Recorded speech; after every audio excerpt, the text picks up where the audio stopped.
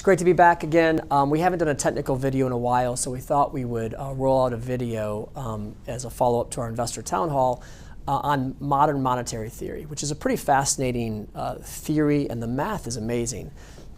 So if you have a bias against modern monetary theory, just hold it for now, because when you see how it actually works, it's not what the kind of socialist programs would make you think. The math is actually incredibly accurate. How you use the theory is incredibly important as well. And so we're going to walk through how it actually works. So the whole idea of modern monetary theory is this, that governments shouldn't really care about their budget deficits. Taxation and spending isn't really relevant to a fiat currency issuer. So if you have your own currency and you issue your own currency, you can actually go into a deficit. It doesn't really matter. So what trips up that spread, and what is the math on all of that? We're going to go over that today. But think about some countries that were fiat currency issuers that stopped being fiat currency issuers and ran into problems, like Greece. Greece didn't have a problem until they became part of the EU. They lost control of their rights to issue currency, and then they had big problems, right?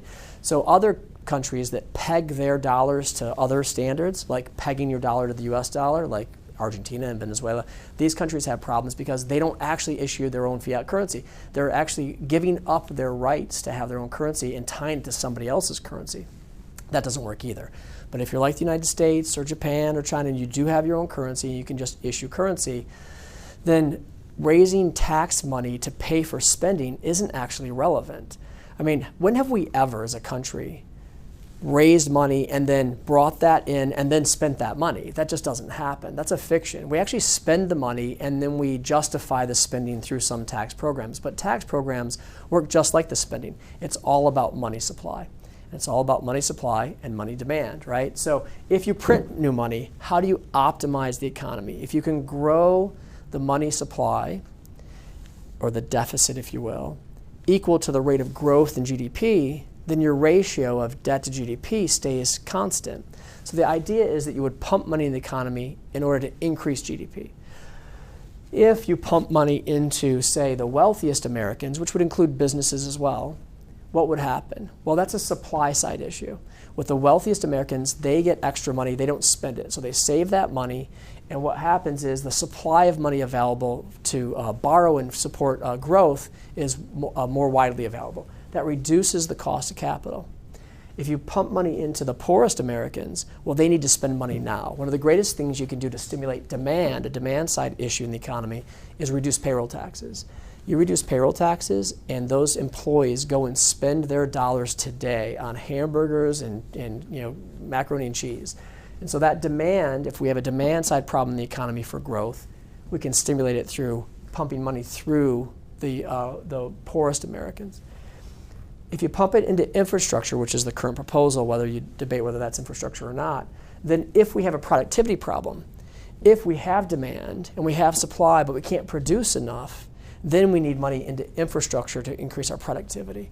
In that case, stimulating infrastructure and productivity would lead to GDP growth, and that would also offset any new money. The trick is, where do you put the money, right? Political minds are very self-interested, so pumping money into one category might be in their own best self-interest, but not best for the economy. So what happens if you put it in the wrong place?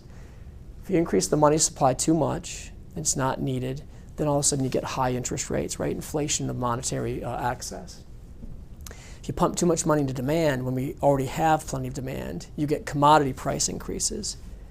And if you pump money into productivity but don't get any productivity out of it, infrastructure grows but we don't get any productivity out of it, then you haven't grown the GDP either.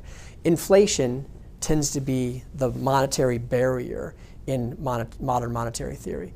So wherever you see inflation, you know that money's been pumped through in the wrong place, right? So I hope this better explains it, but it's really a great economic theory. The math works out well. Figuring out where to put the money is actually the biggest problem.